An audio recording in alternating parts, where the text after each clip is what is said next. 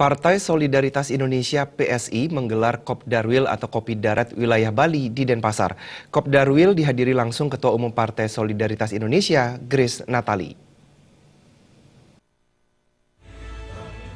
Ketua Umum Partai Solidaritas Indonesia, Grace Natali mengatakan, partai yang didominasi anak muda ini menawarkan hal baru dalam perpolitikan, yakni politik sehat, karena menghilangkan istilah mahar politik dalam setiap hajatan pemilu. Modal Partai Solidaritas Indonesia adalah orang-orang baru dalam dunia politik yang relatif tidak memiliki beban politik dan dosa-dosa politik masa lalu. Mantan presenter TV nasional ini juga mengungkapkan keyakinan bila Partai Solidaritas Indonesia akan lolos verifikasi Kemenkumham, sehingga pada tahun 2019 mendatang bisa mengikuti Pilpres. Pada tahun 2017 ini, Partai Solidaritas Indonesia bukan peserta pilkada, tetapi akan tetap mengusung calon-calon yang dianggap mewakili pilihan masyarakat. Setelah lolos verifikasi Kemenkumham, pihaknya juga telah mempersiapkan verifikasi dari KPU. Kepengurusan Partai Solidaritas Indonesia telah terbentuk 100% di provinsi dan 100% di kabupaten kota sebali. Terkait keanggotaan partai yang didominasi anak muda dan kaum perempuan, Grace Natali menyebut jumlah pemilih muda sekitar 50% pada tahun 2019 mendatang. Sementara itu, untuk kepengurusan pusat, anggota perempuan mencapai 40%. Orang-orang yang benar-benar baru, dan kami harapkan ini benar-benar bisa mengobati kekecewaan masyarakat Indonesia terhadap politik yang selama ini kita nggak percaya.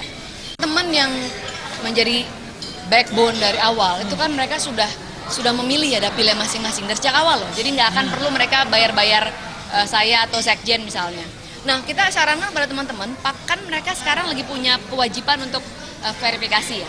Artinya mereka memang harus keliling kemana-mana untuk melaksanakan tugas administratif. Pakai itu sebagai sekali jalan, sekaligus memperkenalkan diri ke masyarakat. Jadi kerjanya jadi mahal, kalau kerja cuma setahun digeber. Di saat yang bersamaan ada orang-orang dari banyak partai yang juga di dalam setahun terakhir itu akan jor-joran sosialisasi, itu jadi mahal. Tapi kalau kita kerja jangka panjang, itu akan lebih murah. Nah, kami kan juga menekankan partisipasi aktif.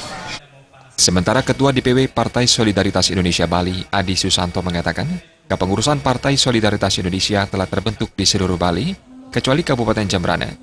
Dari 57 kecamatan di Bali, pengurus Partai Solidaritas Indonesia Bali mencapai lebih dari 75%.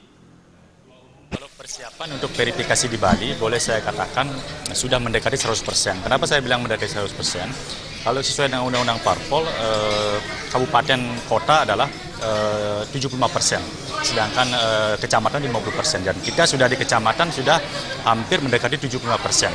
Jadi itu yang membuat kita bilang hampir 100%. Yang kurang itu adalah secara administratif saja. Misalnya surat kelengkapan tanda daftar tempat.